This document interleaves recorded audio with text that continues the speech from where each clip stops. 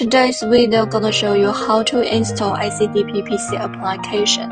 Our PC software supports Windows 7 and 10, but no supports Windows XP. Please download PC software and a running environment from our official website. Click ACDP series. Click download. Download PC software and a running environment. Please do not save the installation package to disk C.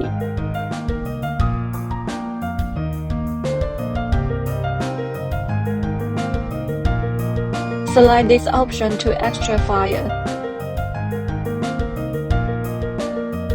Click PC to ACDP folder. Find the PC to ACDP application. Click Send to Desktop. Now you can open the application on your desktop. Click Run as an administrator. If an error message is displayed or the application cannot be started, please install the running environment. Select this option to extract file. Open the runtime folder. Double-click to install. Click Agree and install.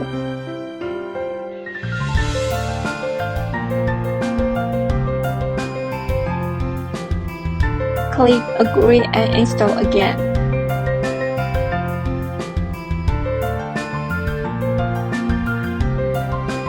Click Agree and install. After the running environment is installed, return to the desktop. Then click Run as administrator. Thank you for watching. See you in next video.